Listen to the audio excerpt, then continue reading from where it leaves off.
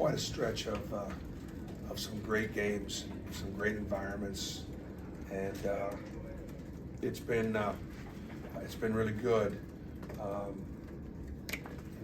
We're in position now to be in position, and at the same time, obviously, getting beat in the second half is not something that I was very pleased with.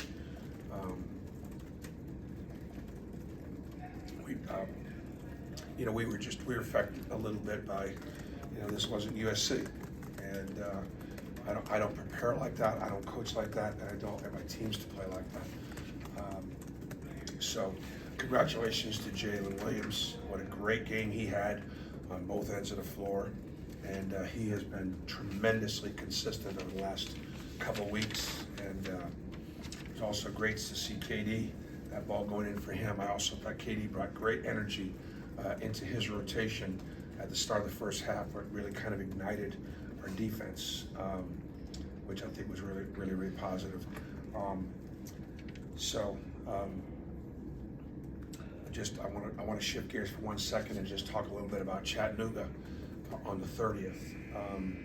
Obviously, our football team has got the bowl in Nashville, and I know we're going to have a great, great following up in Nashville. We sold out all our tickets, which is fantastic. We moved that start time. That was supposed to be an afternoon start time, and we moved that start time back to 8 o'clock so that we could have an opportunity for our fans to either go and certainly be able to watch for those that aren't able to get to Nashville.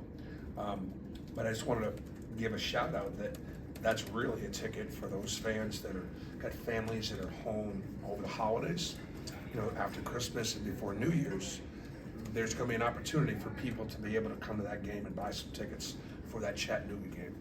So I just wanted to promote the game a little bit. They're 8-4 right now in the Southern Conference. Good team. So high scoring team, and so the guys get 4 days off. We have not had 4 days off during the Christmas break since I've been here. It's always been 3 at the most. So I think the kids could use the break from me, and I just ask God to bless them as they travel home. Coach, you were able to get to the free throw line twice as many times as Alabama State today. Can you talk about how you guys attacked the basket and your efforts there? Yeah, I think that obviously with Janai Broom, inside, he's a tough cover, and Alabama State was able to drive the ball to the basket, but they really had no post-up game. They didn't throw the ball inside. It was mostly from the perimeter. So I thought our guys had done a good job of getting to the foul line, and obviously done a great job of making their free throws. I wanted to ask you about Janai, 16 and 13, 3 blocks, 3 steals. He had some quieter games in the box score, but had been playing well. What did you think about him, especially in that second half, kind of doing some of everything like Janai did? It was when, Janai is a way better athlete than what he shows with all the time. And I thought you saw some of that athleticism from him. He played with some effort, some energy, and some savvy.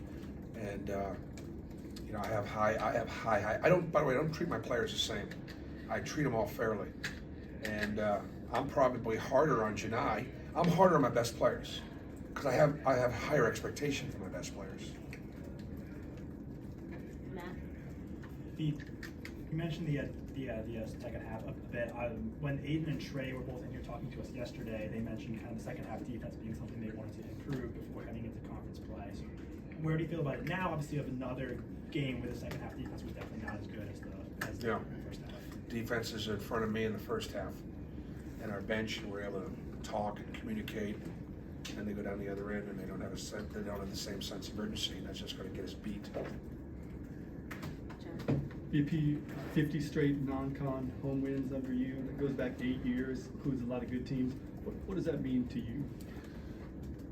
Well, history matters to me. It does, and one of the things that I pray about is it's easier to get something going than it is to keep it going. Believe it or not, and it's harder to keep this thing going than it was for me to get it going. But it does matter to that over a period of, let's say, like you said, 8 years, we haven't lost a home game in the non-conference. I do believe that with this win tonight, we will once again, over the last 7 years, be the winningest SEC team in the non-conference. And that matters. I mean, that matters. The non-conference has a lot to do with when it comes to how many teams are getting in from the SEC. How much work, what kind of work did we do? And so, having been at Tennessee for 6 years, having been now at Auburn for 10 years, I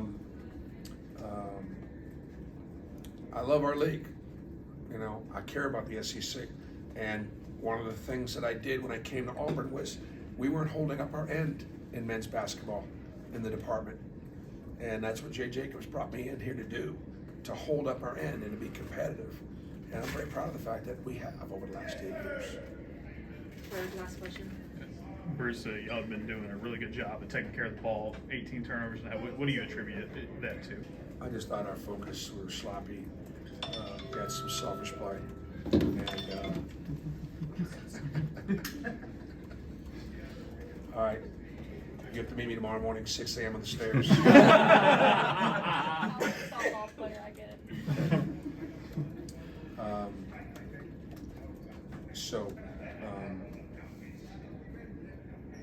What'd you ask him? Yeah, the turnovers. Focus.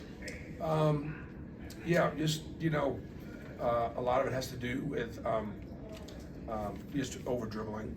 And again, I just thought that we didn't make our teammates better tonight.